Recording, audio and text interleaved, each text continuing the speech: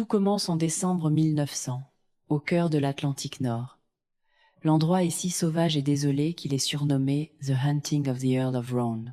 Nous sommes sur Ellanmore, la plus grande des îles Flannan, un rocher granitique balayé par les vents au large de l'ouest de l'Écosse.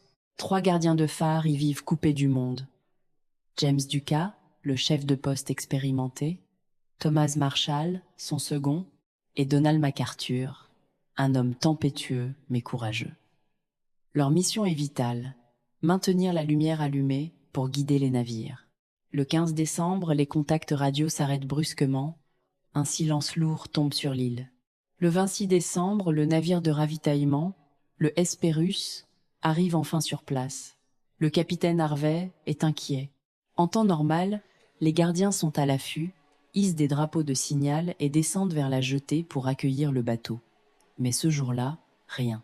Aucun drapeau ne flotte, aucun signe de vie sur le rivage. La lumière du phare tourne mécaniquement, mais l'île semble vide de toute humanité. Joseph Moore, le gardien suppléant qui monte à bord du navire, décide de descendre à terre avec un marin pour aller voir ce qui se passe. Ils gravissent la pente escarpée et glissante. Lorsqu'ils atteignent la porte principale du phare, Moore reste figé. La porte d'entrée est grande ouverte.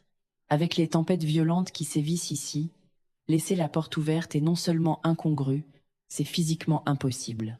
Moore pousse la porte et entre, suivi de son compagnon. À l'intérieur, l'atmosphère est glaciale. La table de la cuisine est dressée pour le dîner. Les assiettes sont prêtes, mais les chaises sont renversées par terre, comme si les occupants s'étaient levés en catastrophe. L'horloge s'est arrêtée. Le feu dans la cheminée est éteint depuis longtemps. La fouille de l'île révèle des détails encore plus inquiétants. Les vêtements de pluie, indispensables pour sortir par ce temps, sont accrochés à leur place habituelle, sauf un manteau appartenant à MacArthur. Le journal de bord, tenu par Marshall, apporte un éclairage terrifiant sur leurs derniers jours. Il y décrit des tempêtes d'une violence sans précédent. Une note en particulier glace le sang. Ducas est silencieux.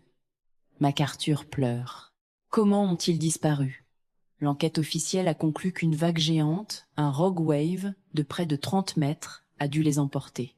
Des blocs de pierre de plusieurs tonnes avaient en effet été déplacés par la houle. Mais cette théorie n'explique pas tout. Pourquoi la porte était-elle ouverte? Pourquoi les chaises renversées à l'intérieur?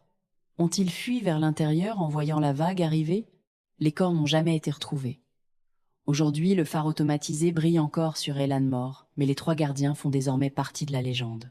Ils ont été effacés par la mer, laissant derrière eux l'un des plus grands mystères maritimes de l'histoire, un casse-tête que personne n'a jamais résolu. Merci d'avoir écouté cette histoire.